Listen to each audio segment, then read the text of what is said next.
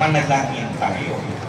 Ama naming makapangyarihan, binabanal mo ang iyong pandaigdig na sambayanan bilang kamistahan. Gawin mo ang buong daigdig ay mapuspos ng ganap sa mga kaloob ng Espiritu Santo, bigay mo sa lahat para puspusin ang kalooban ng tanan. Noong ang mabuting balita ay simulang ipangaral sa pamamagitan ni Jesucristo kasama ng Espiritu Santo sa walang hanggan. Amen. Magsipo ng lahat. Pagbasa mula sa mga gawa ng mga apostol.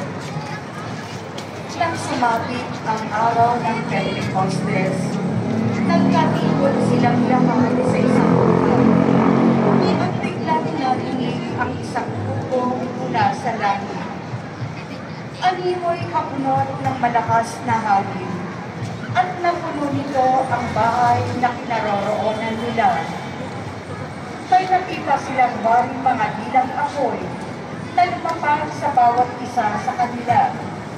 At silang lahat ay nakispos ng Espiritu Santo at nagsalita ng iba't ibang wika ayon sa ipinagkaloob sa kanila ng Espiritu.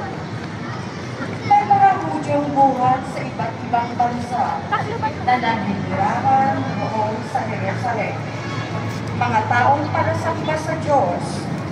Nang marinig ang bugong na ito, nagdatingan ang maraming tao. Namangga sila, sapagkat sinasalita ng mga alagad ang mga wika nila.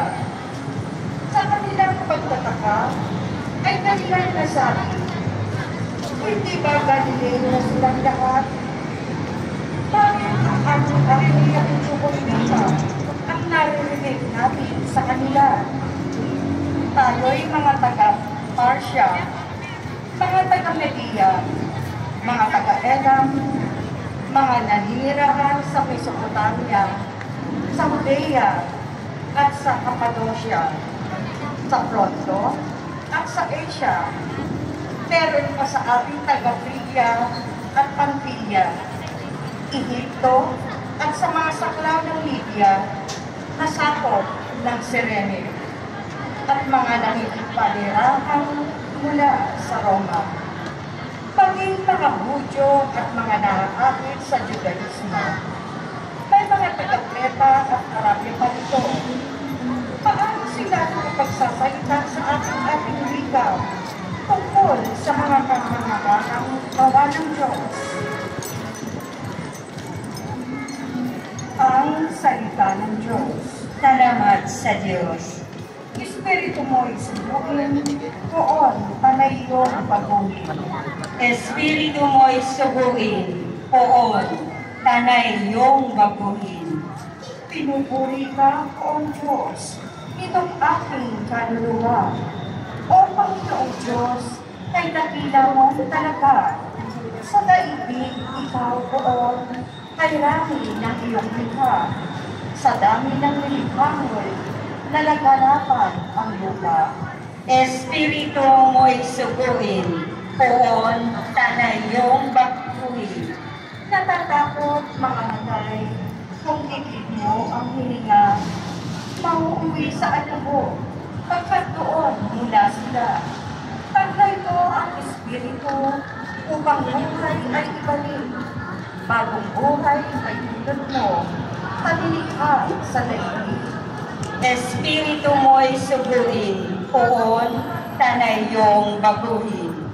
Sana ang iyong katangan, karangalan, manatili kailanman.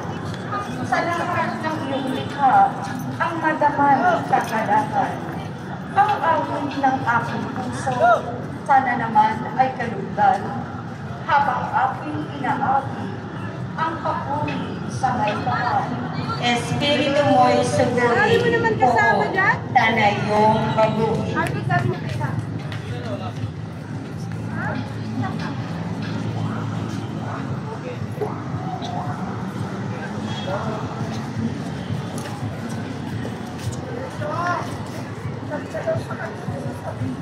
Pagbasa mula sa mga nawala ka na. Nawala ka na. Sa mga Ano ng duwa? Akala ko bibili ng duwa. mga kapatid, hindi masasabi ni naman, Panginoon si Jesus